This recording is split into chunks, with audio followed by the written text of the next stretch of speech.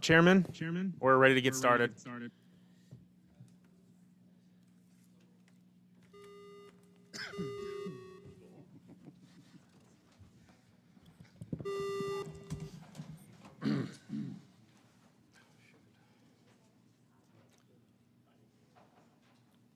Hold on, I need a second. Yeah, it closed out.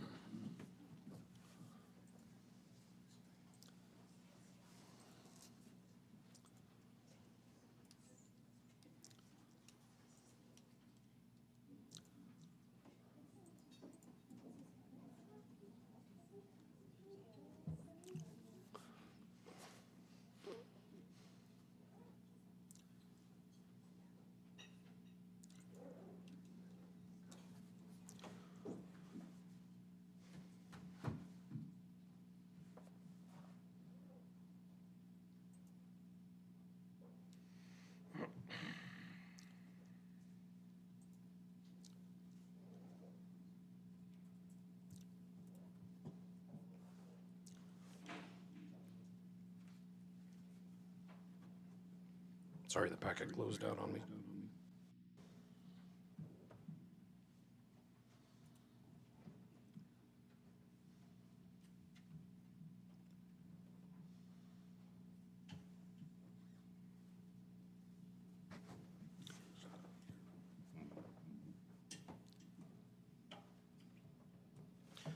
Well, while the packet loads, I'll go ahead and call to order the regularly scheduled Planning and Zoning Commission meeting for Tuesday, March 11th, 2025, and we'll start with roll call.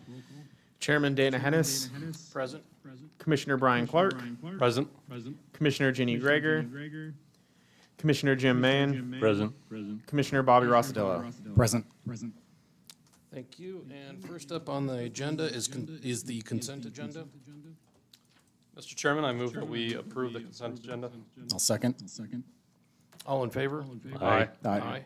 All opposed? Thank you.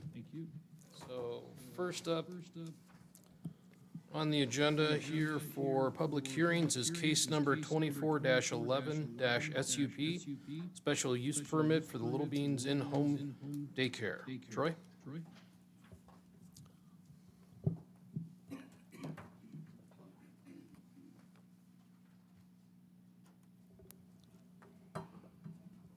Good evening, Commissioners. For the record, Troy B. Hunan, Senior Planner, CUNA Development Services Department.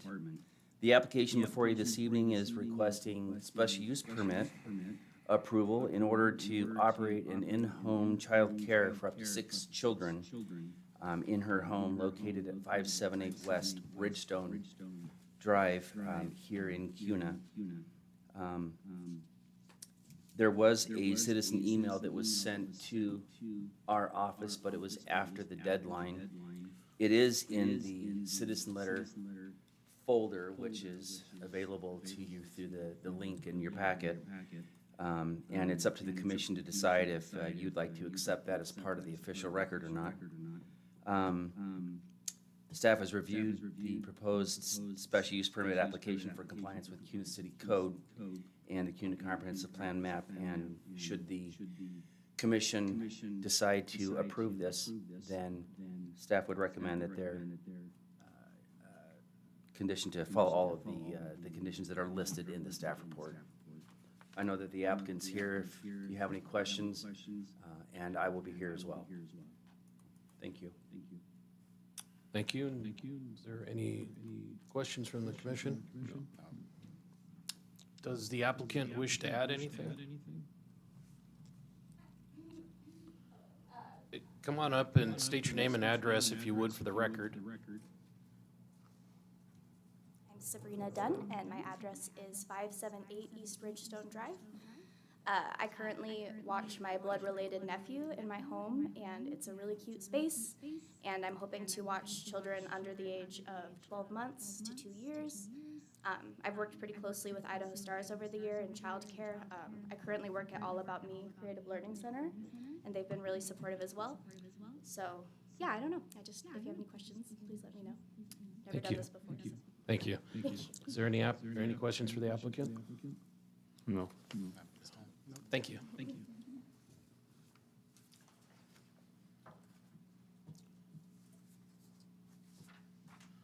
With that, I'll go ahead and open the public testimony at 6:05. And on the list, I have Sabrina and Tim Jensen. Oh, you don't want to testify? I don't even see him. Oh, there he is. Okay.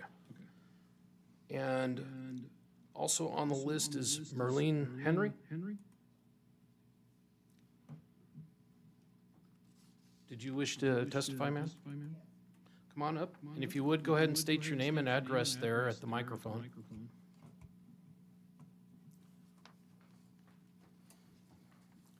Merlene Henry, 580 East Ridgestone Drive, Cuna, Idaho. I'm the house that's just south, on the southeast side of her home. And I have no objections of what she had told us before, because she said she was having infants. But I do have a request that if she decides later on to start having older kids, I would like to be notified. When I was on Avalon, we had a daycare next door. It was a very nice one, original owners, and then they sold out, and it was nothing but screaming. And so, and the neighbors around me had asked me to be sure to tell you that they would appreciate it if all of her clients use her driveway and not their driveways to turn around. They're a little concerned about people damaging their cars when they come up into the driveway, so. Other than that, I have no objections, but if it gets to be a larger daycare, I certainly would want to know about it. Thank you. Great, thank you.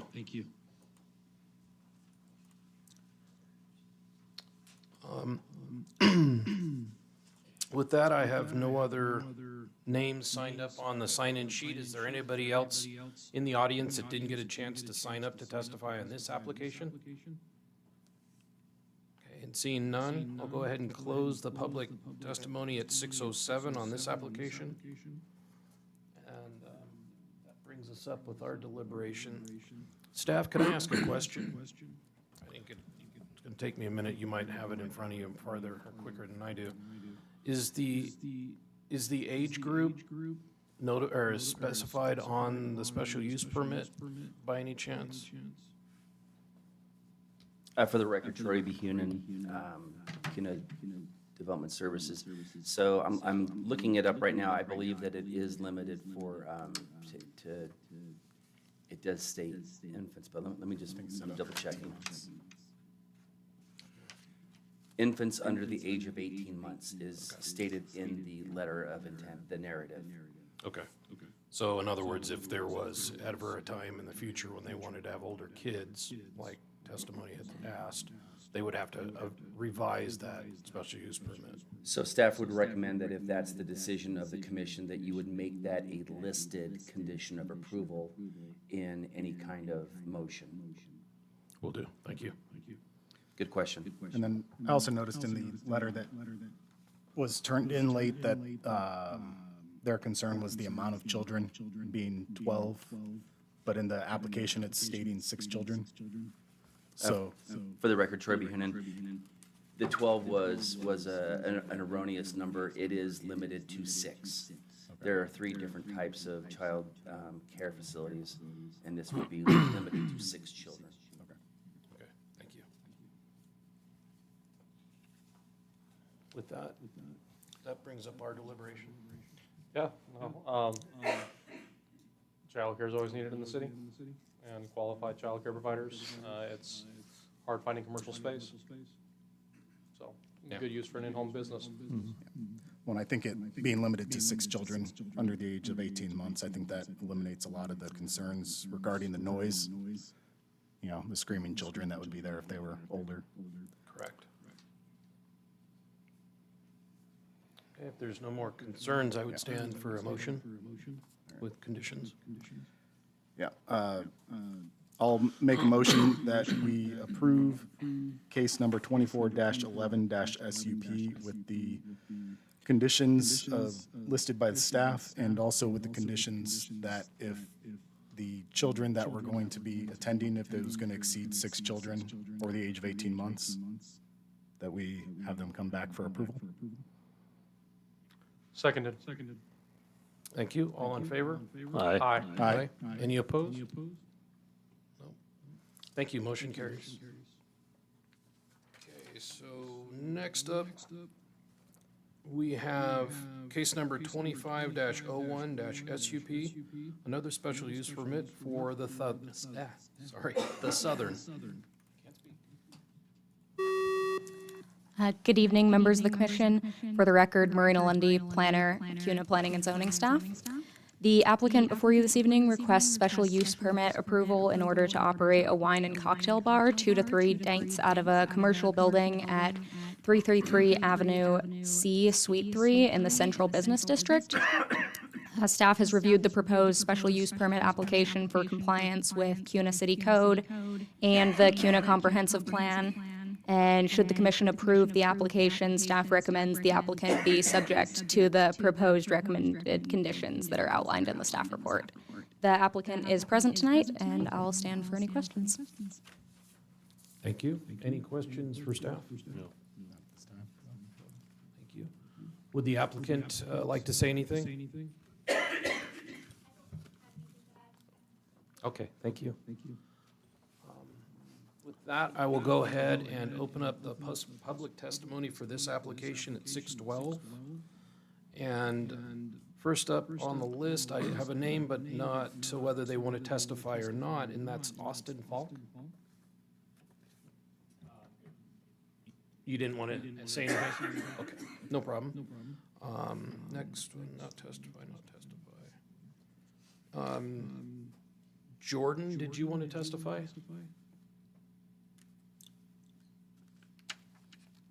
No?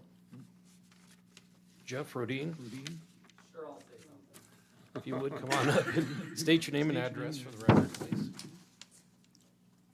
Jeff Rodine, 18283 Spice Bush Avenue in Nampa.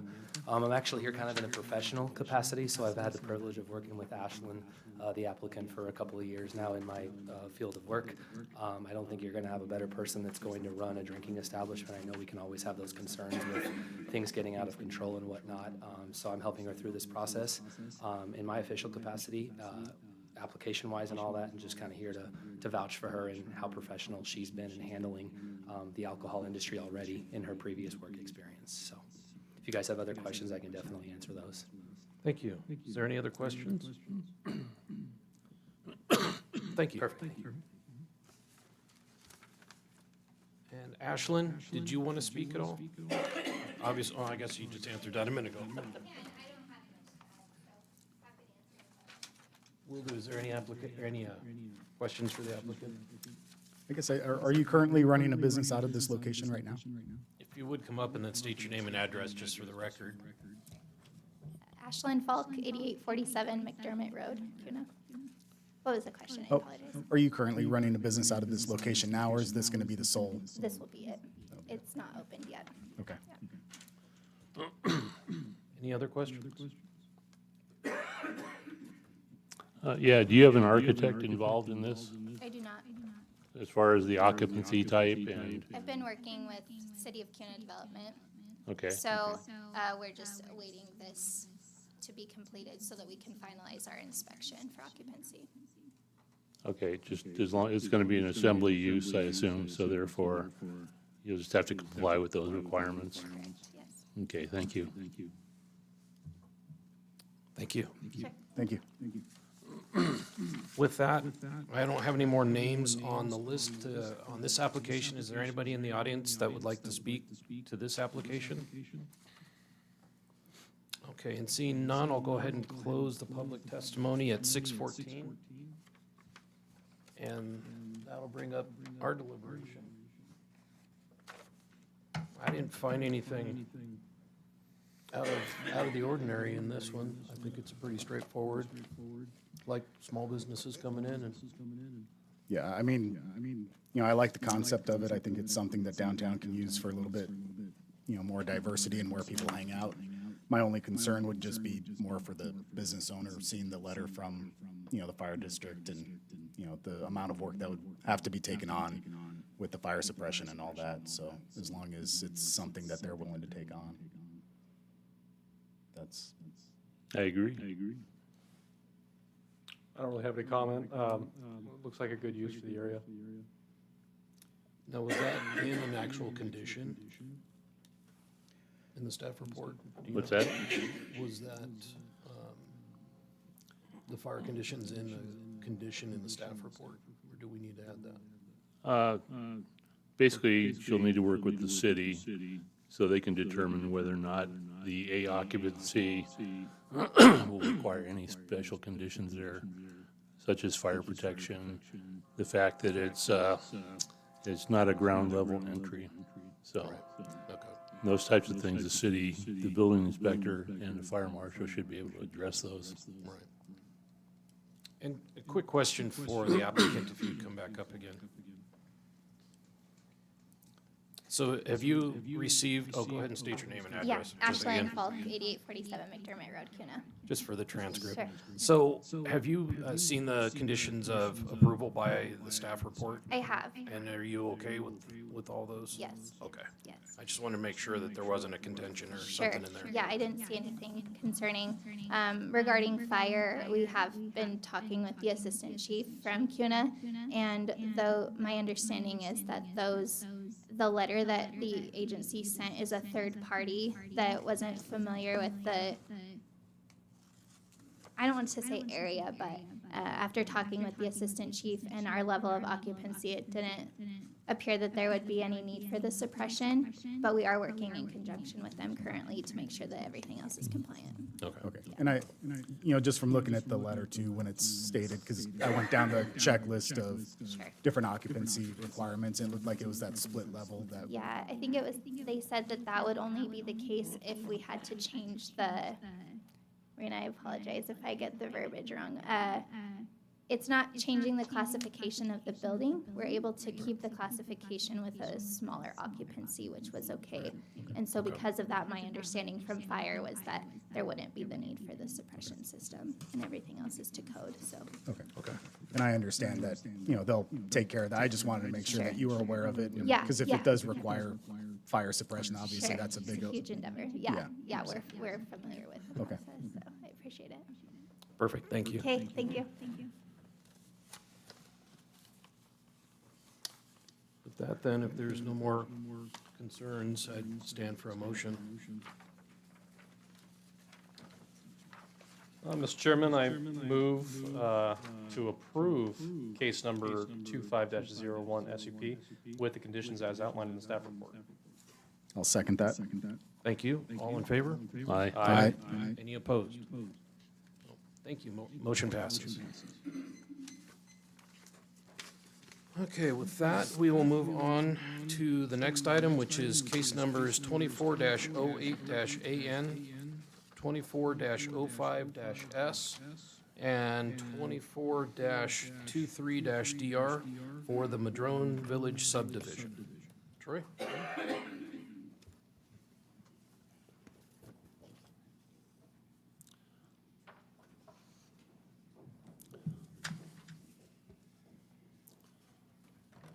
Good evening, good evening, Commissioners. For the record, Troy B. Hunan, Senior Planner, CUNA Development Services Department. The applications before you this evening are requesting annexation for approximately 79 acres and to apply the R6 medium density residential and the C1 neighborhood commercial zone.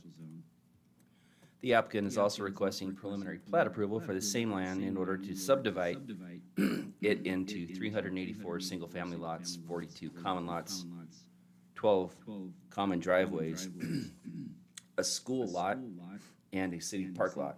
The site is located near the intersection of 10 Mile Road and CUNA Road.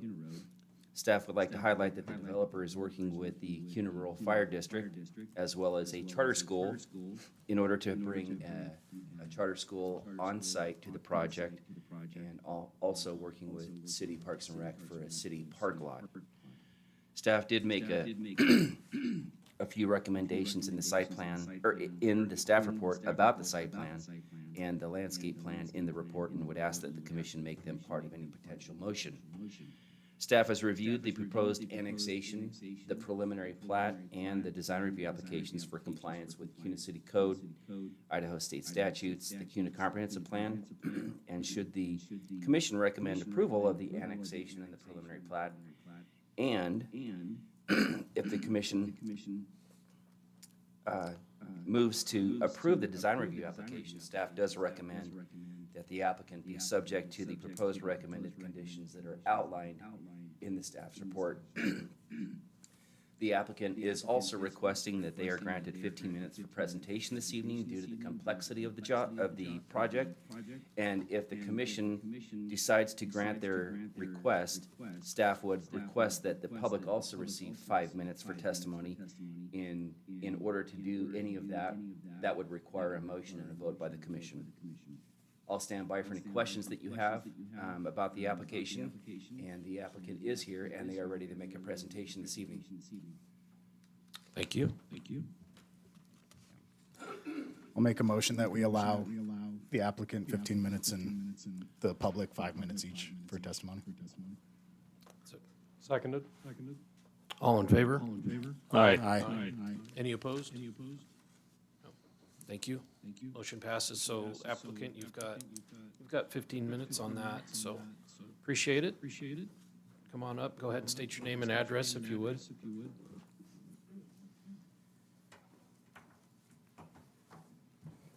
Good evening, Commissioners. My name is Tim Eck. I'm the applicant. It's 6357 Buena Vista Lane in Star, Idaho. I have with me a presentation team so we can have people that are very diverse in all aspects of this project instead of me just trying to mumble my way through it. And with that, we'll start with Stephanie Hopkins with KM Engineering. She'll present the civil. Thank you. Stephanie Hopkins, KM Engineering, 5725 North Discovery Way in Boise. We're thrilled to be here this evening. We've been working with Tim for a very long time on this development, and we've coordinated with a lot of different entities and stakeholders within CUNA, including the CUNA Rural Fire District, City Planning, obviously, Parks and Rec, Public Works, and ACHD, as well as neighbors. We've had 5 neighborhood meetings and have had really great discussions with the neighbors.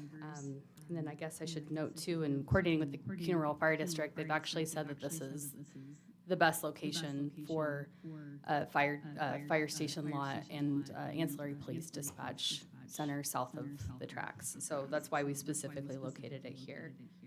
I will go down. Is scrolling the best way to do this? Okay. Just so staff covered this really well. We really appreciate their help and coordination with this project. So this is south of CUNA Road, just west of 10 Mile. It's approximately 79 acres. To the north is CUNA Road, which is an entryway corridor into CUNA. It's also a minor arterial roadway. To the south is undeveloped land currently in the county and Desert Hawk subdivision, which is zoned R6. And to the east, we have Sutter's Mill subdivision, which is an existing subdivision zoned R6. There are other single-family lots within this area too that are zoned R4. To the west is unincorporated land in Ada County, zoned agricultural and RUT. So future land use map designation for this property is medium-density residential.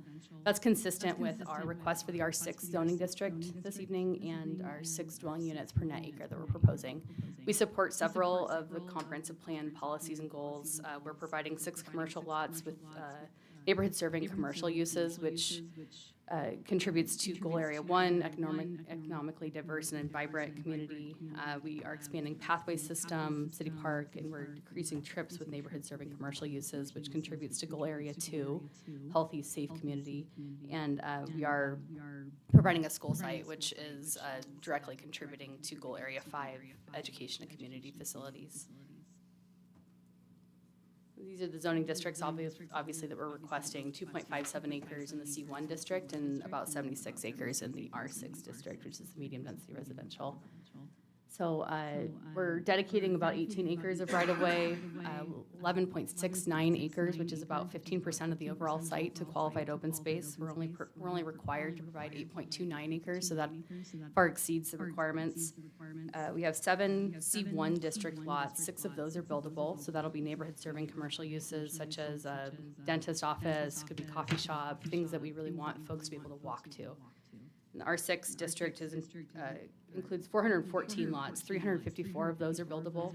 282 standard single-family residential lots that are shown here in varying sizes, and then 72 alley load townhome-style lots in this blue square here. There's one school lot, which is about 4 acres, outlined in purple here, and then one park lot, which will be donated to the city. It's about 5 acres on the northeast corner of the site. And then this is the Kuna Rural Fire District station lot that's already been donated to the district. We are proposing as well, and I'll have a better graphic of this later, we're proposing to vacate an opened right-of-way that was prescriptive with the 1910 plat for Yankee Rock Avenue. There are 2 homes that currently take access off of that unopened right-of-way that we're going to be keeping access through our subdivision with deeded lots. So I'll show you a better graphic in a minute. These are the commercial lots. We're showing here the alley load lots with green space, and then alleys that'll actually serve the homes within the southern part of this picture. And then on the east, here are the deeded lots that'll go for these individual lots to take access into our subdivision. Okay, and then the preliminary plat for the residential portion. We really designed this with the intention of transitioning lot sizes from Sutter's Mill, which is the existing development to the east. Created some bigger lots adjacent to them, aligned them as well as we could with their existing homes, and then decreased the lot size as we went north up into the commercial to abut the commercial and fire station lot, as well as the school and park lot. So access and connectivity, there's a lot of pedestrian and vehicular access and connectivity has been provided with this development. Bead Lily is a future collector that's going to be constructed on the west side of the development. This development's required to construct half of the right-of-way there. And then Kuna Road will be completed and constructed on the north side of the development. Madrone Avenue is the main entry point into Madrone Village. It's a 36-foot street section. We'll have 5-foot detached sidewalk with 8-foot planter. It'll be a really nice entrance into the subdivision. And then we will be connecting existing stub streets that were contemplated with the Sutter's Mill development to the east. So that's Caspian and Bayhorse shown here. There's also Sunbeam, which is on the south side. I believe that is a collector. We'll be constructing half of that 36-foot wide street section, which will include 7 feet of sidewalk. This is just a graphic to show you the connectivity that will be added with this development. So there's existing development, Madrone Heights, and then some others that have been contemplated to the north. Blue is, some of the connections we're providing. There is actually a sidewalk that we're providing from Sunbeam on our south to the north in alignment with Madrone Avenue that will connect to Kuna Road. So that'll provide really great connectivity for residents in this community as well as other places. If they want to go to the commercial or if they want to get to the city park, they'll be able to do that through our development and adjacent developments. As mentioned, we're providing more open space than required. We have 11.69 acres. We have the internal walkway I was just talking about that extends from Sunbeam up to the north, and then the commercial lots, as well as the fire station lot here, and then the park lot, which shows, I'll show you a variety of amenities that could be possible in that space. I'm having a hard time getting this thing.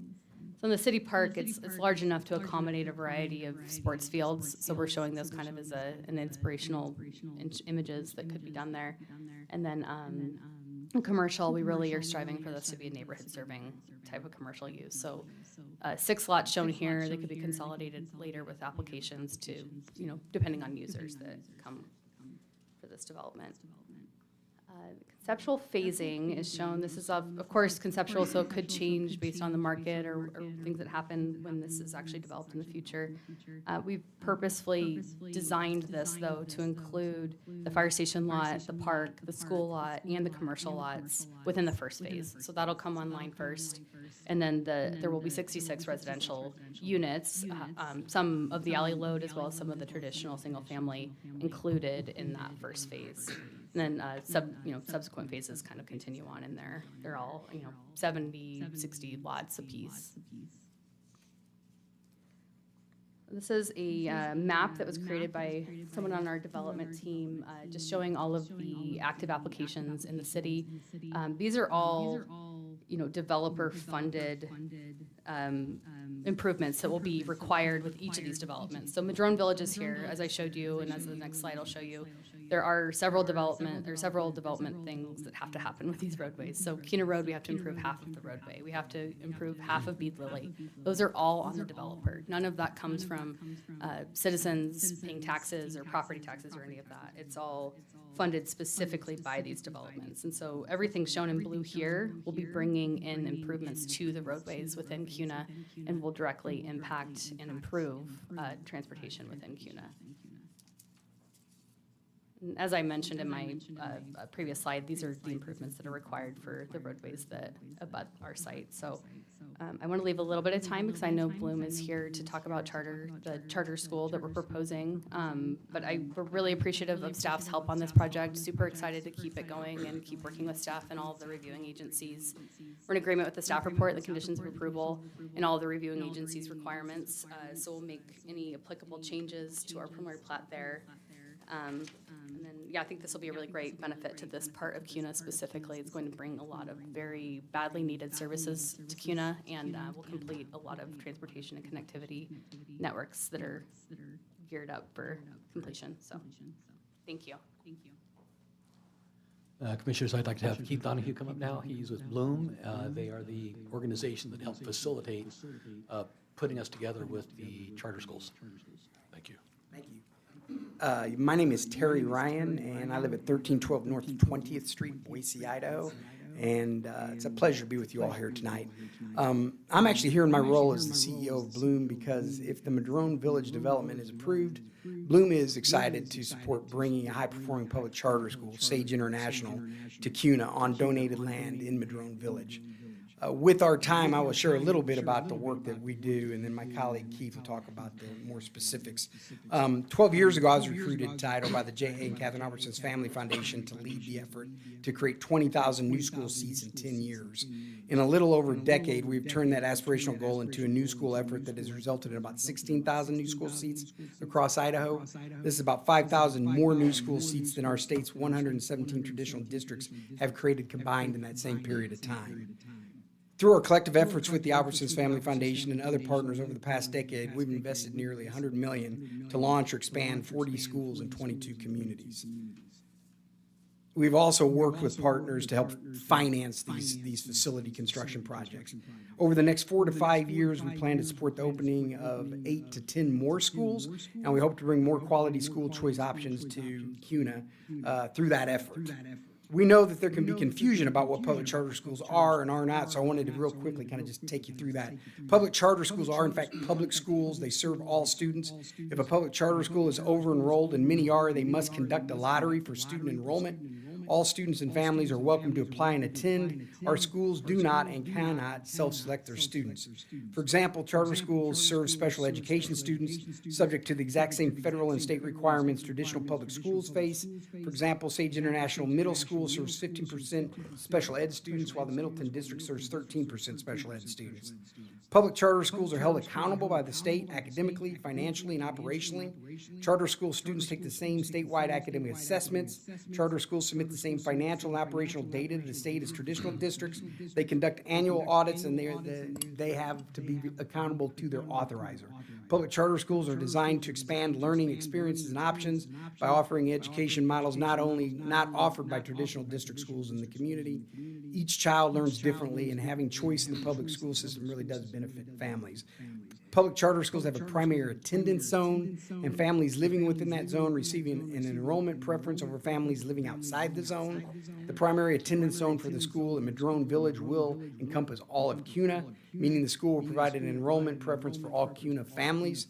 Public charter schools are not allowed to seek local property tax levies to fund their facilities. We build our schools with no added burden on local taxpayers and using philanthropic support coupled with securing financing in the marketplace.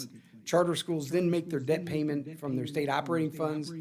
Given this, we are very efficient, and having donated land and support of the local community is key to our efforts. Frankly, we can only really do schools in that sort of partnership. Final thing I'll say, schools of choice, public charter schools, are basically accountable to parents and market forces. Charter schools receive state and federal tax dollars only if students enroll and show up. They're market-based, family-driven schools. And with that, I'm going to ask my colleague Keith to step up. Hi, I'm Keith Donahue. I live at 1811 West Residue in Boise, Idaho. And Terry talked a lot about Bloom and charters generally. I wanted to speak specifically to why we're here tonight in this project. We're here, we plan carefully, and we try to go where there's the most need, and that's where we focus our efforts. We recently commissioned a study that identified the Western Treasure Valley, including CUNA, as the best place to focus those efforts, looking at where we expected population growth to continue, where existing schools are crowded, and where there's limited existing school choice. So CUNA is part of our market focus area. Then Mr. Eck reached out with a generous and innovative offer to donate land and place it right next to a park that students could access. We found that interesting and innovative, so kept moving forward, looked closer at CUNA, did some more studies, determined using the same student yield calculation formula that the CUNA district used in 2023, that Madrone's units will generate, we estimate, 182 new students by 2029. Then we looked more broadly, similar to the map that was shown recently, all the other developments that could be in the pipeline. And we just see a need to add more student capacity here in CUNA, and we'd like to plan to be part of that. So we then reached out to SAGE to gauge their interest in placing a school here. They're interested in pursuing this path with us, proposing a K-8 school that would start with 220 students in K-5 and grow to about 420 students by 2031. We think this is a well-reasoned timeline and scale for a school here. So with that, we are careful and cautious and ready to partner here in CUNA.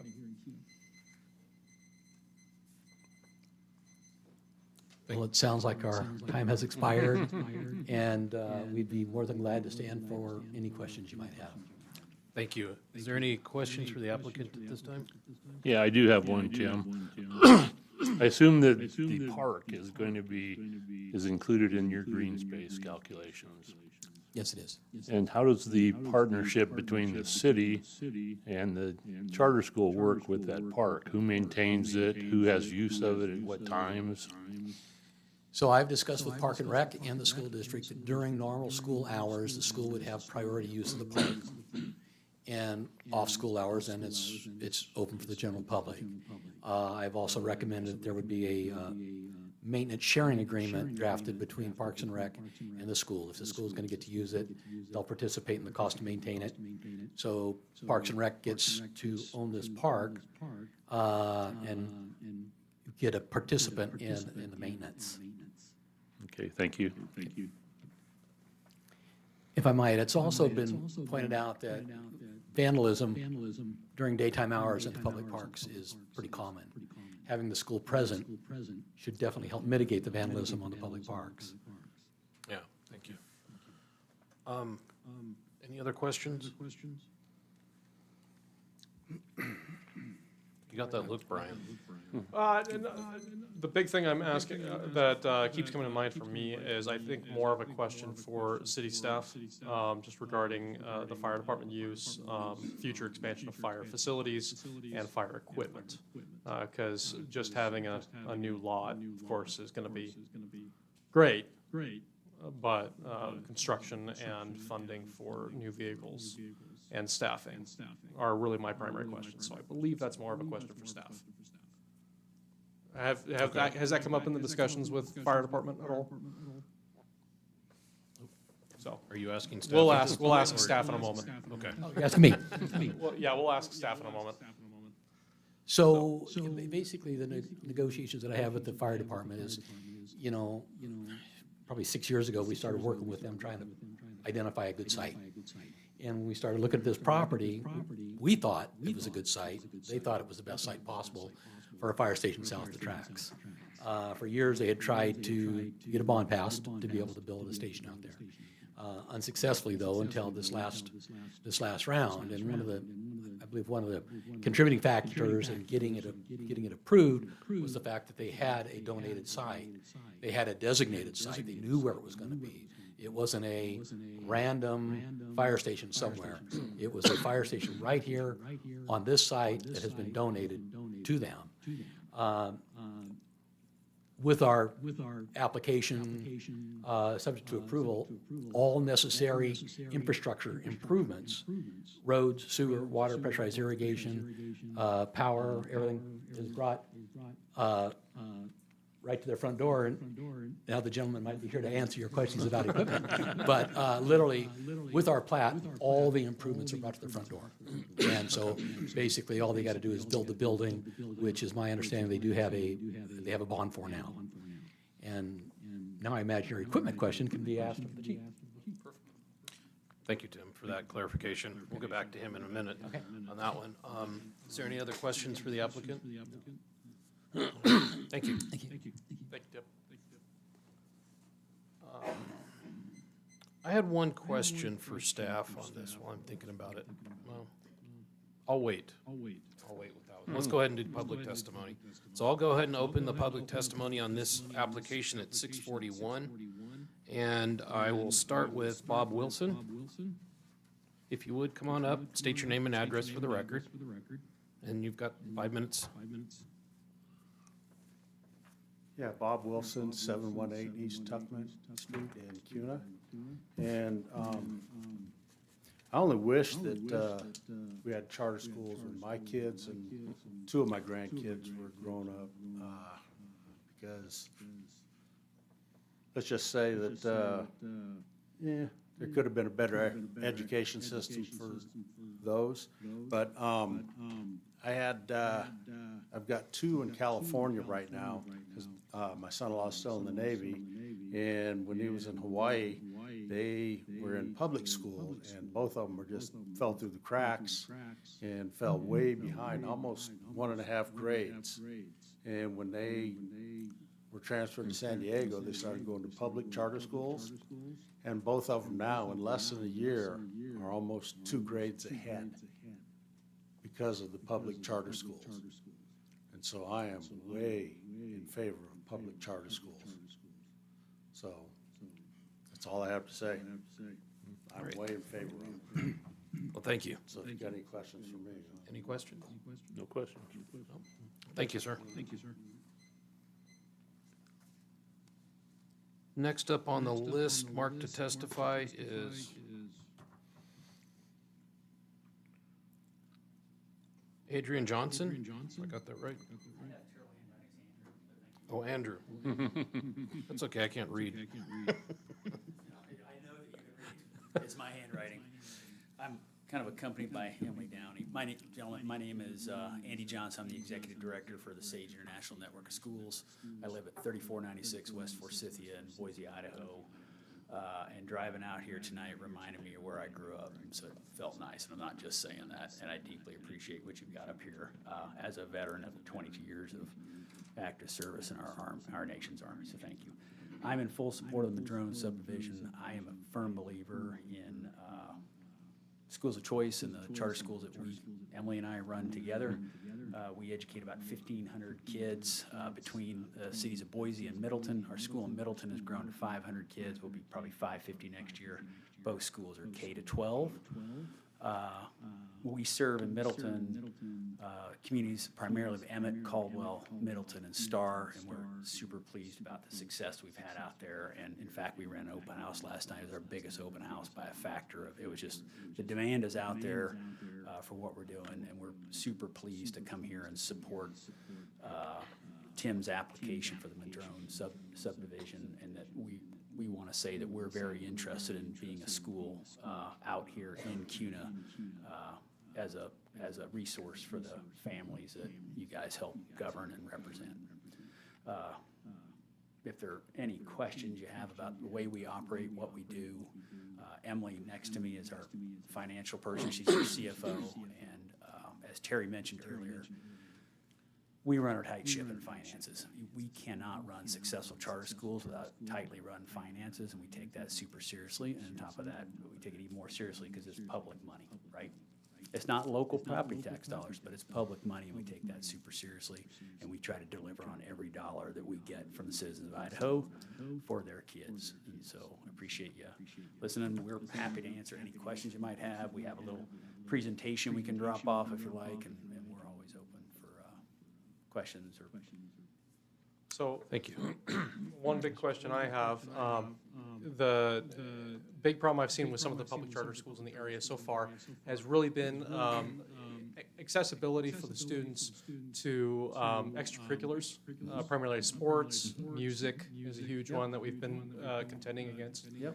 Do you guys have programs either set up in conjunction with CUNA Unified or other programs that you guys have established over the years, maybe partnerships with local businesses, what have you?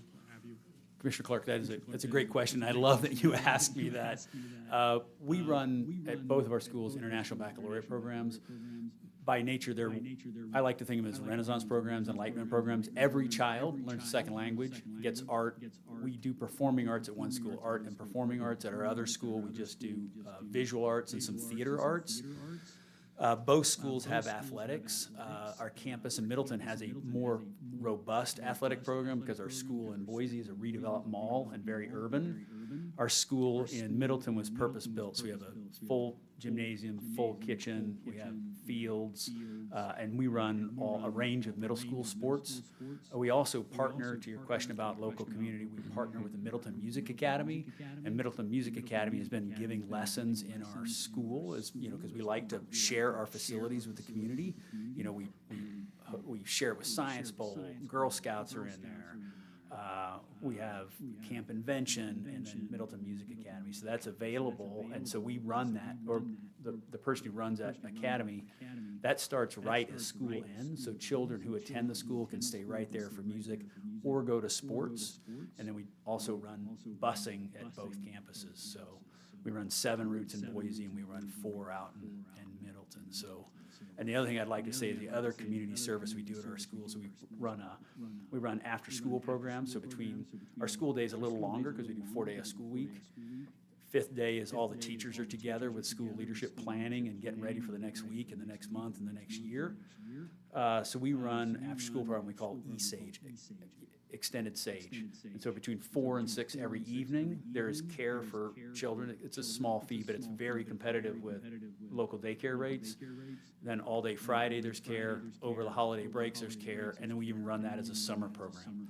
So our kids go, as part of that program, they go camping, they go to the zoo, they go hiking, there's a ton of stuff. And then the other thing our schools do, to just yammer on about because I'm super proud of them, is our schools at the very beginning started outdoor programs, and because we started the schools with a deep belief that Idaho's a special place and kids should get out there with adults and enjoy that.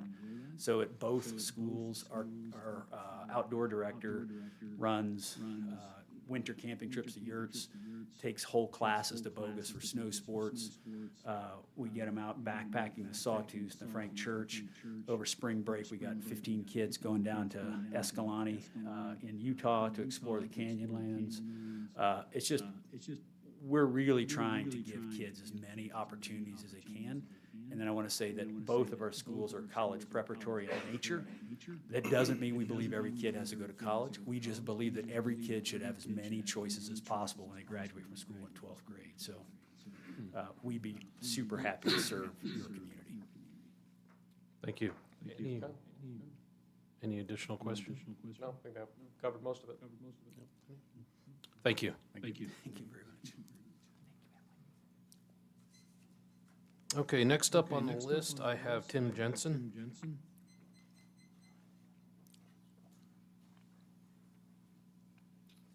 Good evening, Tim Jensen, CUNA School District, 711 East Porter Street here in CUNA. And I just gotta say, I have some former friends and colleagues that work at both the Sage International buildings, and, you know, they speak highly of their experiences on those campuses, and so. One of the things we wanted to bring up in this is, even though this is a public charter, and, you know, and it's another choice, no disputing that. CUNA School District is not anti-charter, and I don't want that to come across that way in anything. But even when these charter schools go into these communities, there's still an impact on the public school district that's there. And it's, you know, not every home that's in that subdivision, they're not all gonna send their kids, you know, there's not a requirement. They don't have to send their kids to that charter school.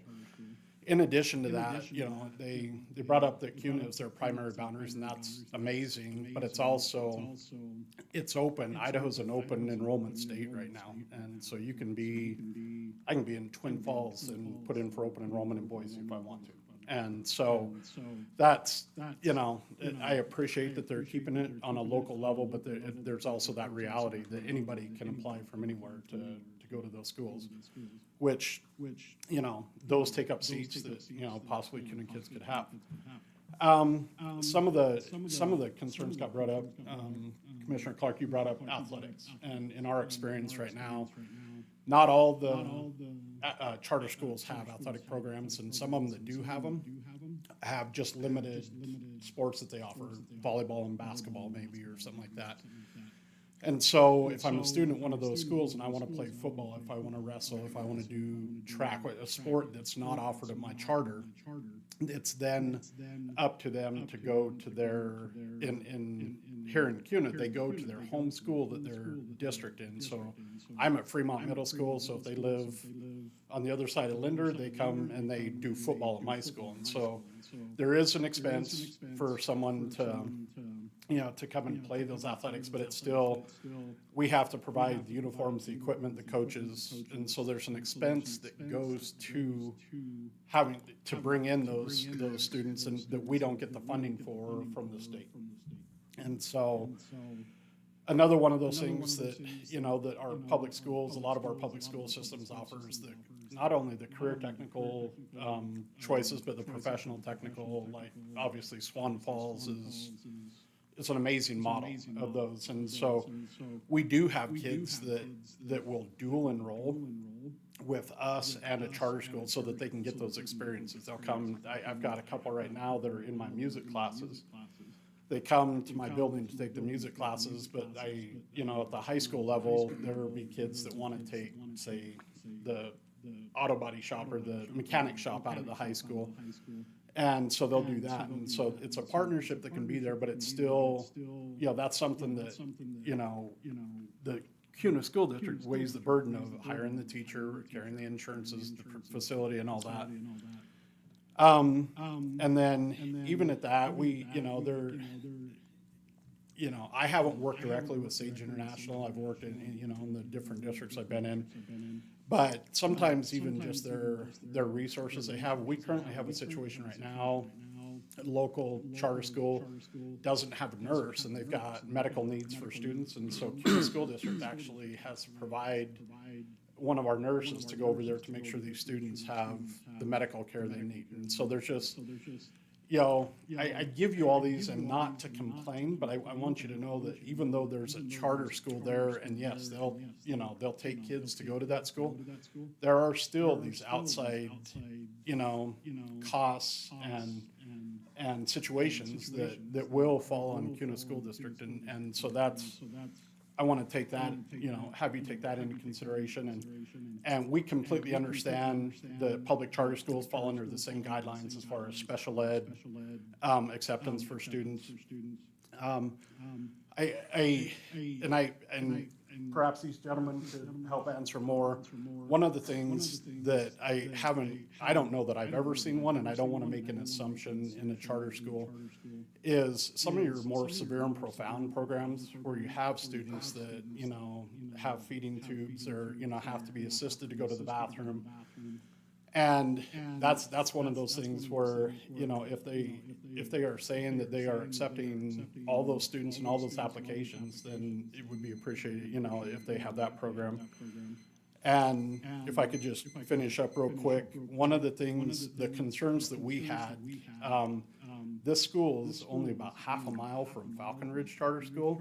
And one of the concerns that got brought up from a couple staff members and also community members is just traffic on Kuna Road. If you've got, you know, two schools, you know, going to school at the same time, getting out at the same time, just traffic concerns based on that. And so I will stand for any questions you might have.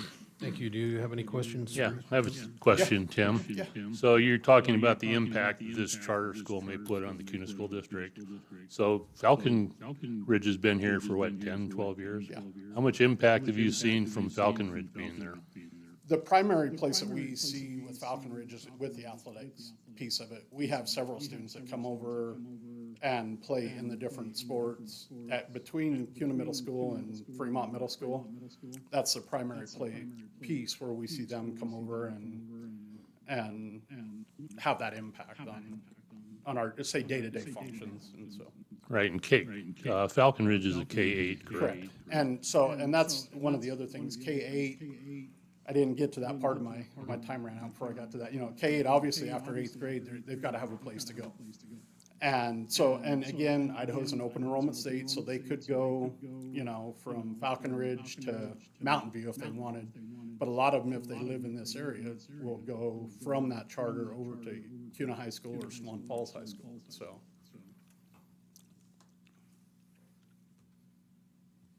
Thank you. All right, thank you. And with that, that's all the names that I have currently signed up for testifying. Is there anybody? Okay. Yeah, you're Michael, correct? Yeah, come on up. Thank you, Commissioners. Michael Rocco, 1286 East 4th Street in Kuna. I guess a clarifying question I have, and maybe they can answer that, is this lot being donated specifically for a charter school? Or is it just a school lot that's being donated? Okay, so it's not going to be for, it's not going to be for a public school then? Okay. I think for me, I don't want to lose sight of really what this is about. I mean, I love charter schools, and nobody's going to dispute all the benefits of the charter school. What you as commissioners can't lose sight of is there's been approximately 7,000 homes that have already been approved for Kuna. And it's too bad for them because now they're coming later on, but that's another 354 homes. I don't know what the percentage is of that's going to be students being added to the school district.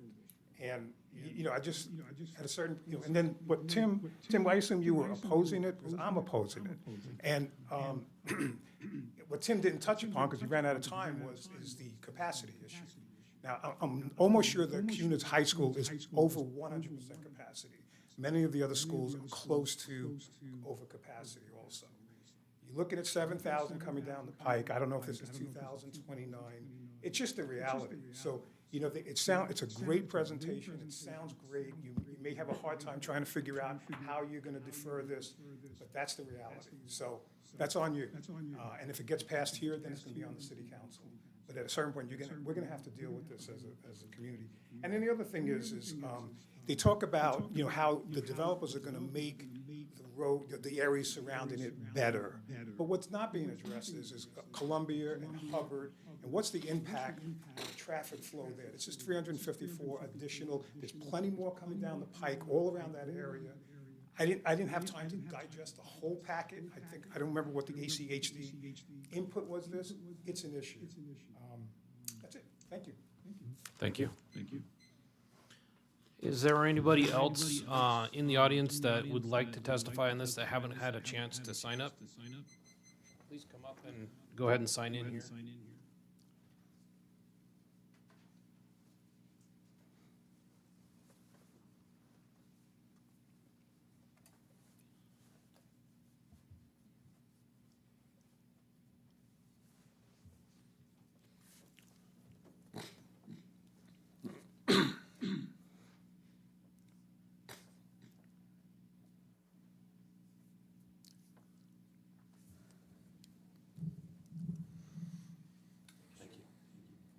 Go ahead and restate your name and address.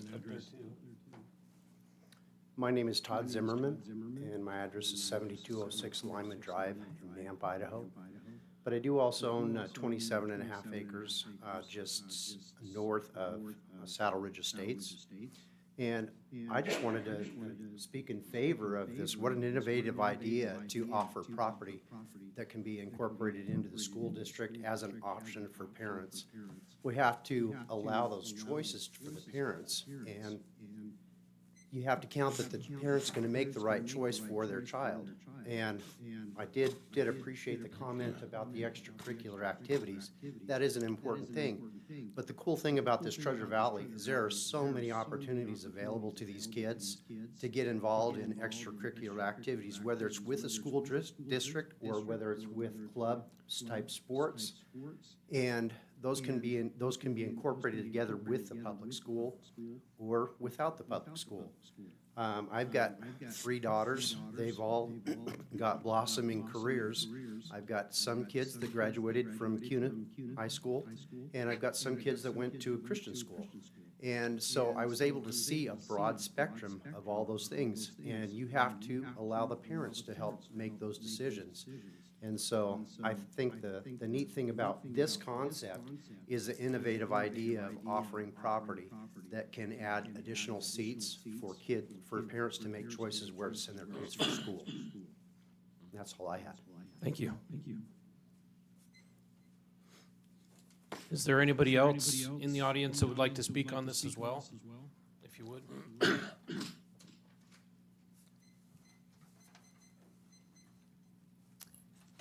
I'm Emily Downey. Do I need to sign in? Yes, if you could, please, just so we have it on record. Actually, there's another sheet, too.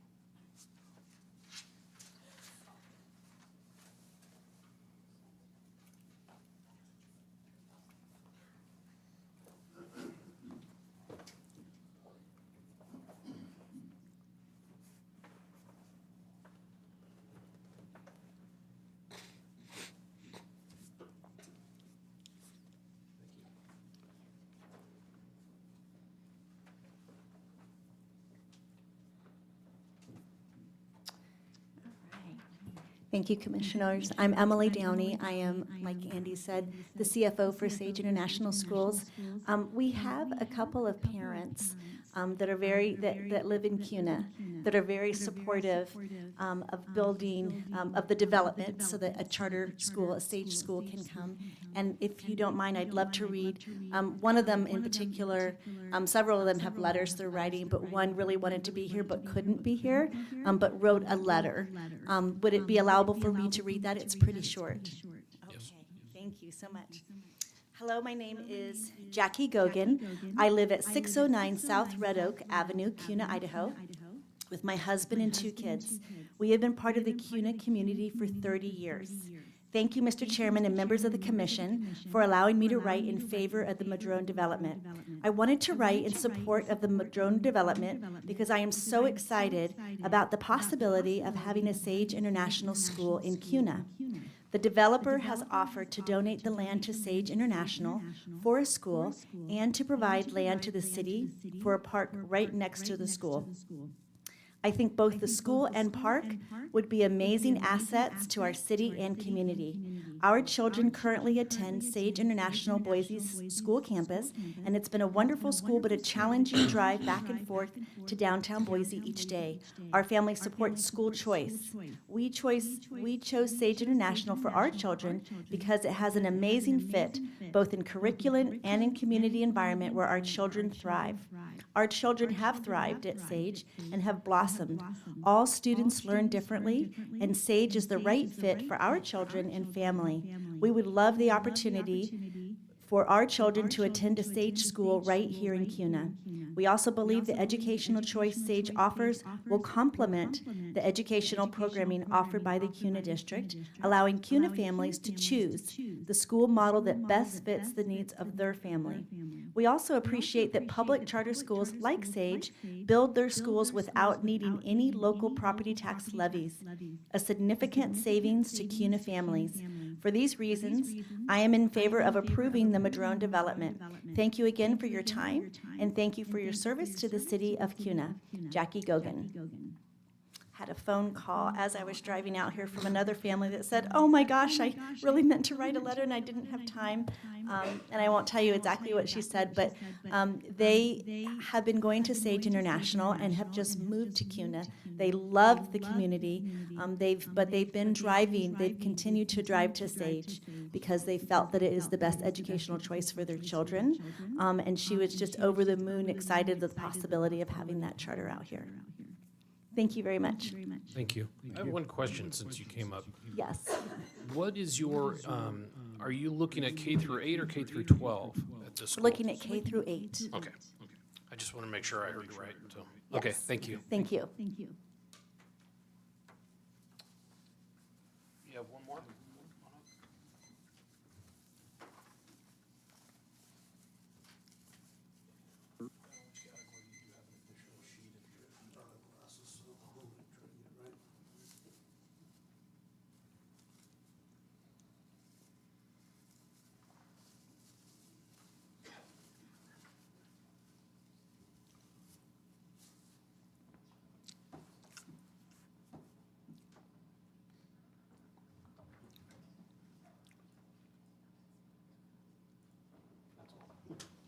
Thank you. My name's Steve Welch. I live at 9085 South 10 Mile Meridian. It's in the Kuna right-of-way, though. I just came and I want to support the project. The way I see it is a community is either growing or it's dying. There's no stagnant communities, and I think it's an 80-acre parcel, and he's given up more than 10% of that to the community to help to grow the community and better the community. And if we don't support projects like this where people are giving back to the community, your community's going to die. So, Thank you. Thank you. One last call. Anybody else who would like to testify? Okay, come on up, both of you. If you would like to come up and sign in as well. If you're for it, then there's another page, or against it, whichever.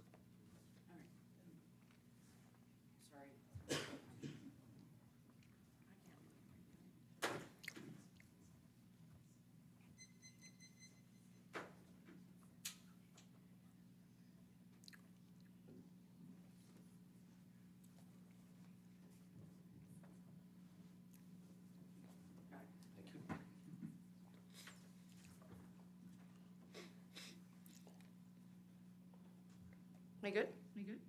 Yeah, go ahead. Okay, my name is Megan Smith Hollingshead. I live at 443 South Wagontown Avenue in Kuna.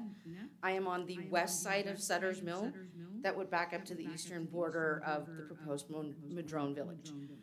My biggest concern is traffic.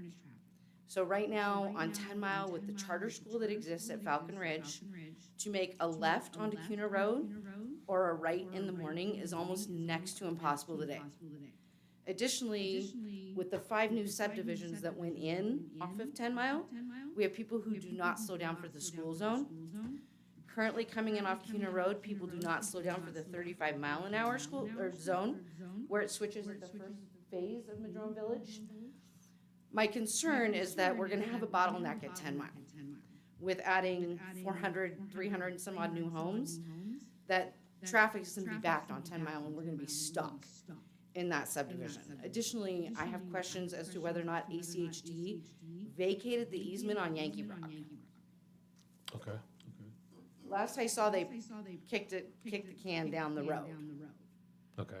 The applicant will have a chance to answer that Okay. question. So. That was it for me. Okay, thank you. Thank you.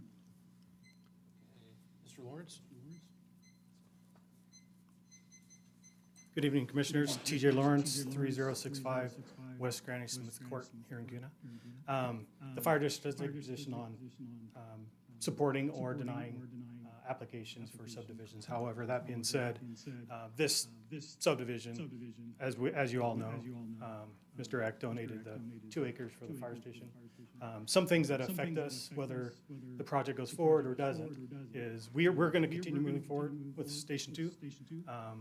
If his development gets approved, he'd be bringing services to the Station 2 property. And then ACHD allowed for temporary access. But once that subdivision gets approved, now or later, then we would have to then remove that temporary and add a secondary access, which would be off that. I think it's South Metro coming into subdivision. So the fire district would benefit in that regard to the subdivision, just with city services and connectivity. So I just wanted to add that. So just to clarify, are you in favor, neutral, or in opposition? We are neutral. The fire district is neutral. Okay, because you had marked in opposition, so I just wanted. Oh, that was incorrect, yes. Found that a little funny, but. Yeah. And then Okay. I don't know if you had questions for me when I walked in, so. One quick question, regarding, funding for equipment. At this point, does the fire district stand ready to get new equipment if we have that fire station unlocked? I mean, it sounds like we're heading that direction one way or the other. So the voters luckily approved a levy and a bond. So that is what is equipping this fire station, and building it. So we have the equipment to put into the station, and we have just enough personnel to staff it. So on personnel, I'm assuming, correct me if I'm wrong, no, actually, the question is it policy for Cuna River Fire District to have medical available, first aid on all the trucks? So we have, for our engines, minimum staffing is 1 company officer, a captain, an engineer, and 1 paramedic. Very good. Because that's one of the big things I think we're lacking on south of the tracks.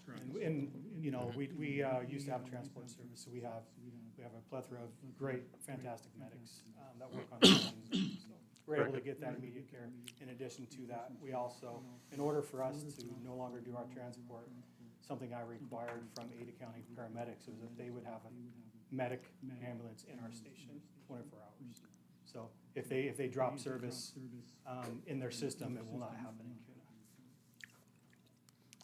Perfect, thank you. Appreciate it. One clarification there. So basically, if Tim's project doesn't move forward, are you able to bring a station online there?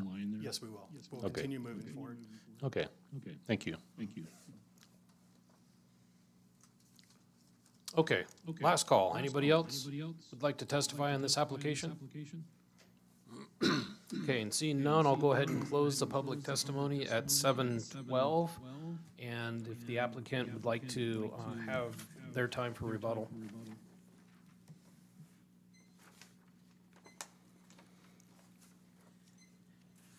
So again, Tim Eck, 6357 Buena Vista Lane, Star, Idaho.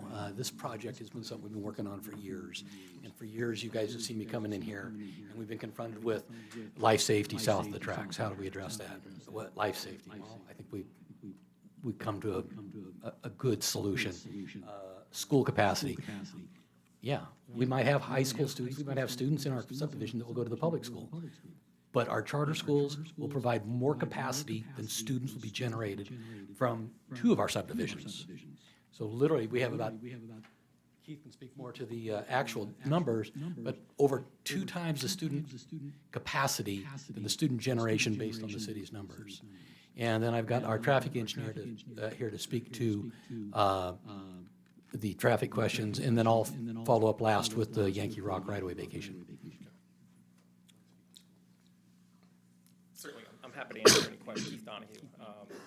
Yeah, so, you know, the school we're proposing to work toward putting there would produce about 428 K8 seats. And as the information showed, we think that this subdivision would produce about 180, I think it was, new students over the next 8-9 years.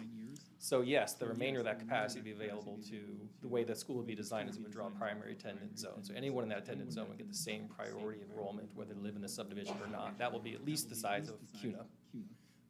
If the school is not filled with students from that primary zone, then people beyond the zone do have the ability to apply and attend, but only if it's not full. And once you're in year over year. So that's how that would work.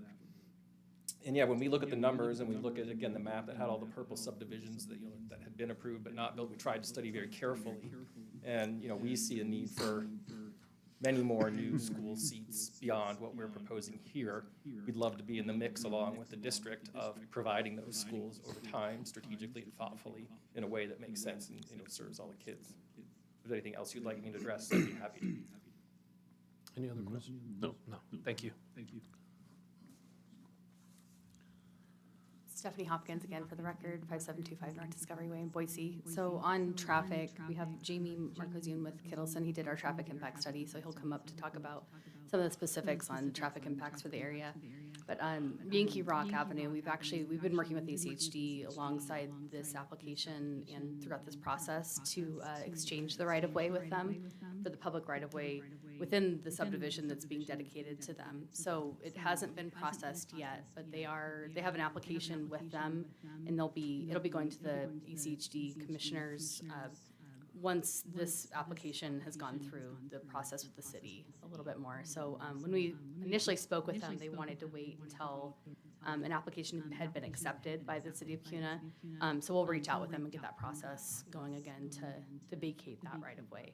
I think I mentioned this when I was speaking about it earlier, but the city and ACHD both have policies that do not allow double-fronted lots. So because of Sutter's Mills subdivision, there are lots that butt up right against Yankee Rock Avenue. If we were to put public right-of-way there, that would go against what city code allows. And I think it's actually only a portion of the right-of-way that's available since it was dedicated on the plat from 1910. So. It's a process we've done quite a few times with ACHD. They just like a land decision to be made before they'll process the right-of-way vacation.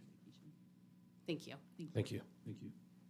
And Jamie Marcosian, Kittleson and Associates, 101 South Capitol Boulevard, Boise, Idaho, 83702. We are a traffic engineering and consulting firm, local in Boise, but we serve communities around the country. We work closely with the Ada County Highway District to uphold their standards for transportation, operations, and safety on roadways within Ada County. Our TIS has been accepted by ACHD, and we've studied upwards of 3 miles away from this project location. Traffic is a concern. We are following up with all of Ada County Highway District standards for operations at intersections and along roadway segments.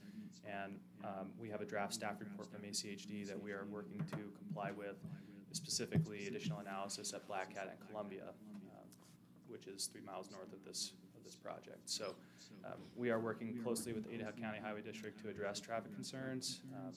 Our traffic impact study, like I said, has been accepted through the district, and we're working to comply with all of their roadway traffic and operations standards. So real quickly on that one, I understand what you said, but I don't think it directly directly answers a question that a couple of the citizens had asked. So in short words, their ACHDs had some traffic mitigation work stated in their report, correct? At some of these intersections, some of the things to do, and that report will be followed to try to help mitigate some of these traffic issues if this subdivision goes in. So because nobody's talked about them specifically in this, what might have to be fixed or added at certain intersections. So it's kind of a vagary to a couple of the questions that were posed. Commissioner Hennis, appreciate the question. I think the Ada County Highway District staff report is something that we would uphold. They are the authority for the roadways, so we will do everything that they are requesting in those staff reports. I don't know off the top of my head exact line-by-line mitigations that are present in the staff report, as it is in draft form, and we're still working with them to move through that. But we will address every item within that ACHD staff report. Right. I was just trying to get out that there are some mitigations that they're going to suggest, some traffic improvements that you guys will follow. That is correct. Are you, Commissioner, are you asking me exact? No, information? not specifics, because I know that's a much longer subject on this, but I just want to assure the people here that are going to be impacted by this, that there is work being done through your firm and the rest of the developer and ACHD to try to mitigate or add to those traffic concerns. That is So, correct. Okay. Because normally we'll get applications that say, we're gonna do this at this intersection, this one, this one, this one, and I know this one's in a draft form. So I wanna just make sure that they understand there will be things that are gonna be done to help with the traffic. It's just nobody stated any of them right at this point, so, Yes, that's correct. okay, thank you. I have a question. So basically, your traffic study, it indicated 6,000 trips generated. And from the site, you have a choice of going east and a choice of going west. So if you go west, you hit Black Cat, and then you head north towards, Amity, Columbia, whatever. And I assume there'll be some mitigations there, such as roundabouts, that will be included. And if you go east, you go through downtown Kuna. So if you're splitting those up and you're taking 3,000 more trips through downtown Kuna, I'm not quite sure how that gets mitigated, especially if there's a train on the tracks. That could be kind of a disaster, so I'd be interested in exactly what mitigations are going to be required and how, and whether or not you're going to take care of those mitigations as part of the project. Commissioner Hennis, Commissioner Main, the mitigations that are set forth by the Ada County Highway District are still in draft form. So when we look at traffic operations and levels of service related to trip generation, we are studying levels of service, which is in fact the delay that people experience in their vehicle at any given place within the transportation network. We are taking into account the traffic that's generated by this development in particular, but also within the surrounding community, all the other developments that are taking place, that have been approved, that are moving forward, and background growth of the community in general. So we're moving through with a fine-tooth comb here as far as what the mitigations may look like.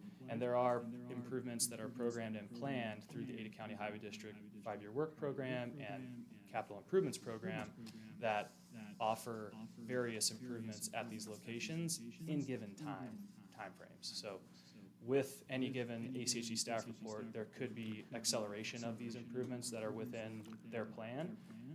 Typically, when an improvement for an intersection or roadway is included in the Ada County Highway District 5-year work program or the capital improvements program, it is not indicated for the developer to develop and improve that amenity because it is already planned for and it will occur. There are options to express delivery those items, but yeah, we will, like I said, follow every mitigation that's required of us through the Ada County Highway District staff report. Do you know when their final report is due out? I do not Or personally. do you have any anticipated idea? Mr. Chair, Commissioners, we were just, actually, I was just talking to staff about this. So we need to complete the reanalysis, which Kittleson is going to be doing in the next couple of weeks, I think. We'll get it submitted back to ACHD. And then they'll reanalyze everything and get us a staff report. My guess is probably within 3 to 4 weeks Okay. is when we'll have a finalized staff report. We were actively working with them, and they actually had asked us multiple times, can we finalize the staff report? And we wanted to make sure because we'd lost about 80 lots from the initial application we'd made that they analyzed, that we reflected the correct numbers, so. Okay. Thank you. Is there any other question? Thank you. If I can speak to Yankee Rock? Yeah, real quick. Okay, so basically, the Yankee Rock right-of-way was dedicated, like you said, in a 1910 plat. And when that was dedicated, it came from our parcel of land. So when ACHD vacates a right-of-way, they can only dedicate it back to the parcel it came from.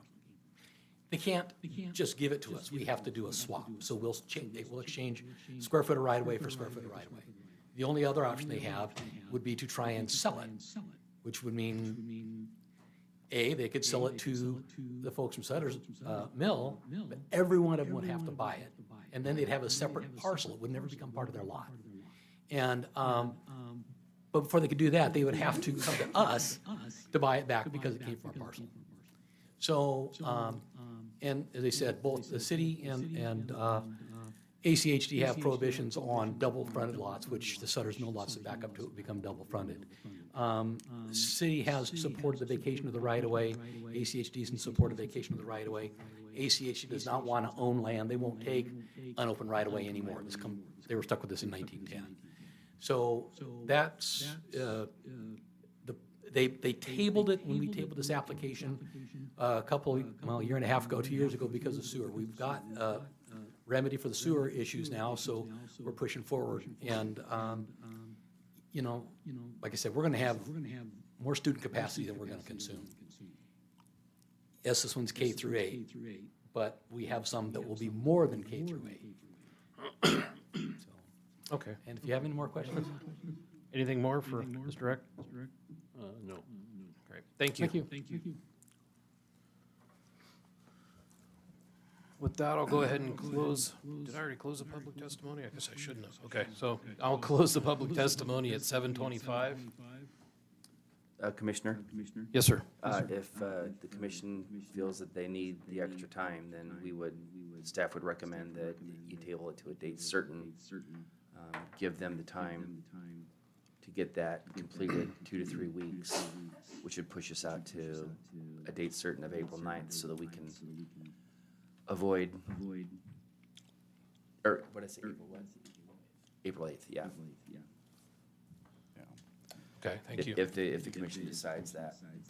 So, I mean, the traffic on this is a huge deal, obviously. I mean, it's, wonderful that the charter school's already set up, and it sounds like a great option and all, but, for surrounding neighbors and surrounding schools, I think that, having an up-to-date traffic study is gonna be important.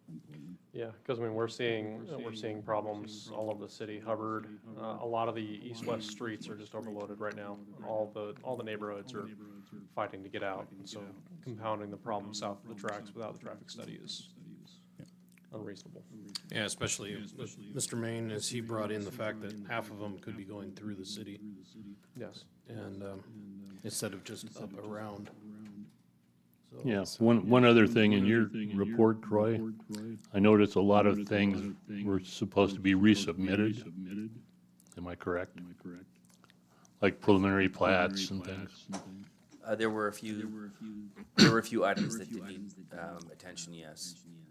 So wouldn't it be difficult to approve those when they're intended to be resubmitted after we approve those? Sorry, for the record, Troy Behunin.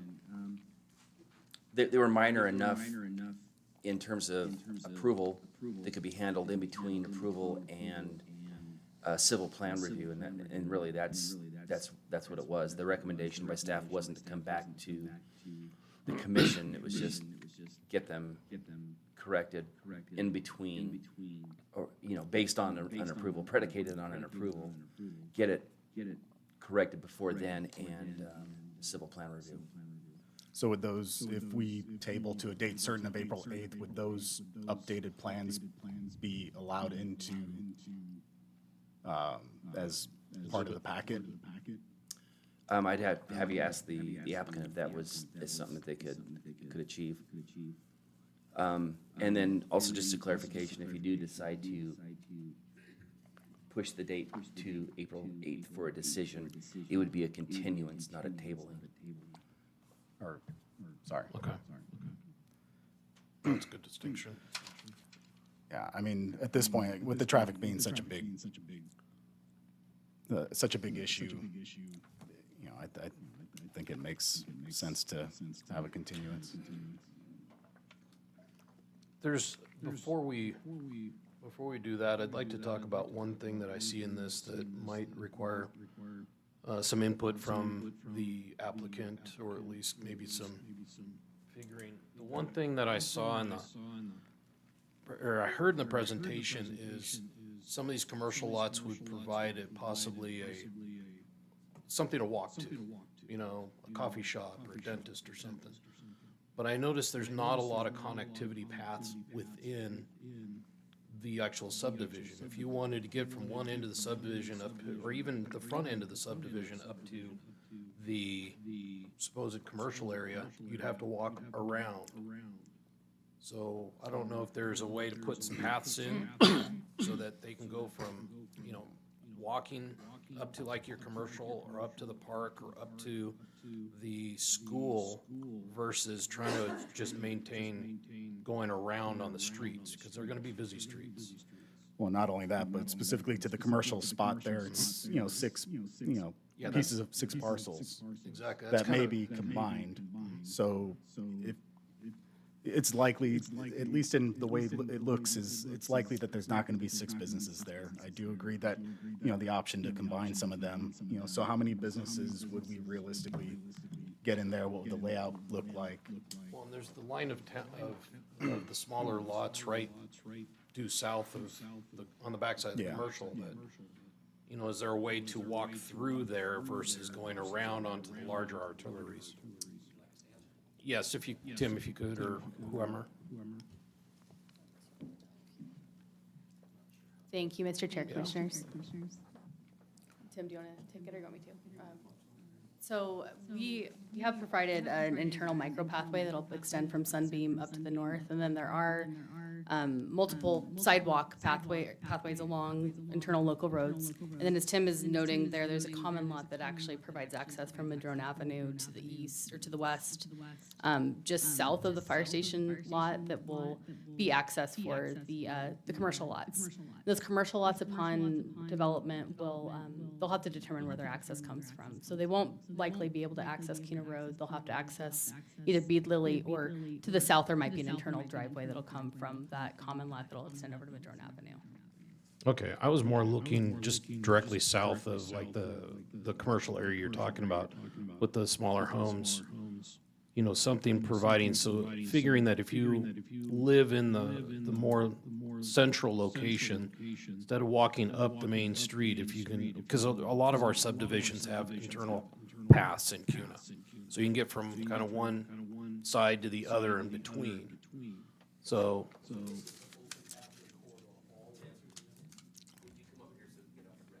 okay. Yeah, Tim Eck, 6357 Buena Vista Lane, Star, Idaho. So inside of the red square, there's an internal pathway, either sidewalks on the street or just designated walking paths right through the middle of the subdivision to Madrone Road. And if you follow Madrone Road and get to the fire station, there's a common lot there.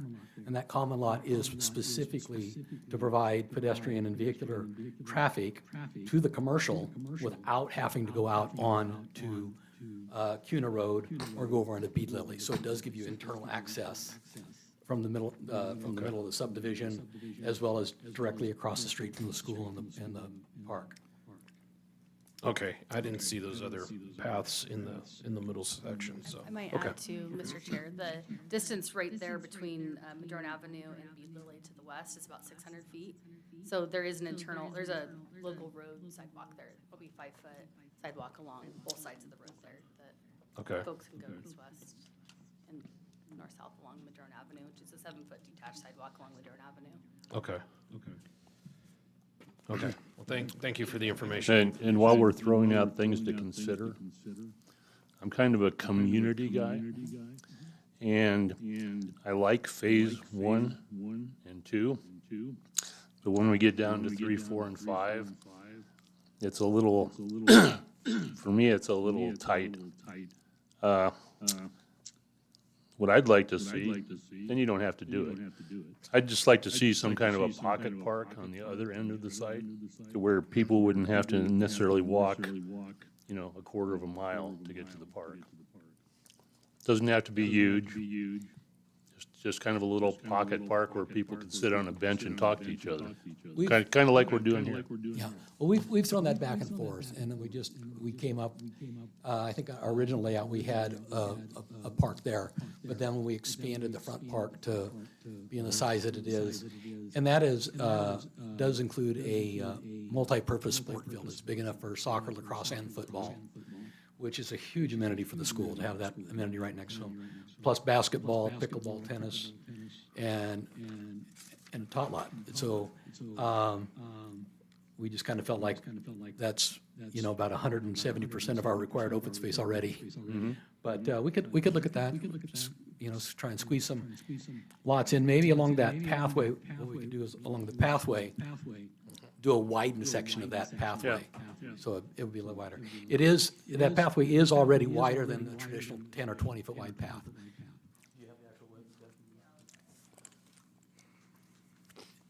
It's hard to see when you're looking at 80 acres on a. So Okay. normally, those pathways are as small as 10, maybe 20, but in this case, that pathway, the common area is 45 feet wide. Okay, well, if that's 45 feet wide and landscaped and has maybe some seating or something along the way. Yeah, we could do that.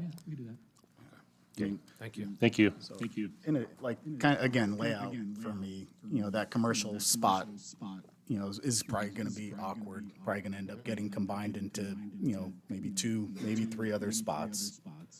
You know, so is it gonna be 6 businesses? Probably not with the layout. You know, I like that they made the lots larger on the east side, but I noticed on the west side, the lots go down from 8,000 square feet on the east to 4,000 on the west, and that's where it's, you know, up against agricultural land. So, And that was a concern I heard from Commissioner, sorry. Just totally forgot. She had mentioned that the transition from the R6 over to that agricultural was a concern of hers. She had to go out of town due to a family emergency. I'd written that down, but I hadn't gotten to that yet, but thank you. Okay. The only comment there, kind of as a rebuttal, is that land to the west is on the future land use map as MDR. Right. So.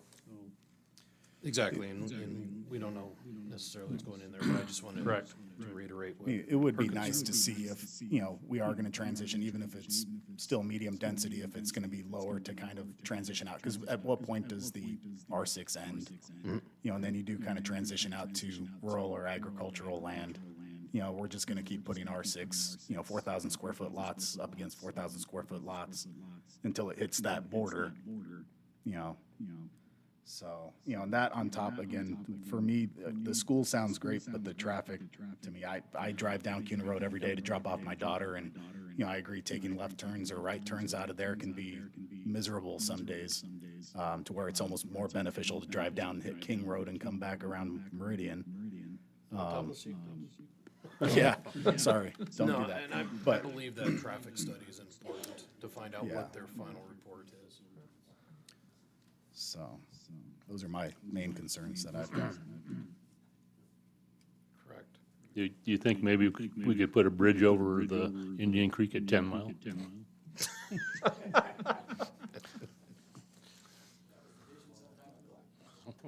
Yeah, let's talk about eminent domain, huh?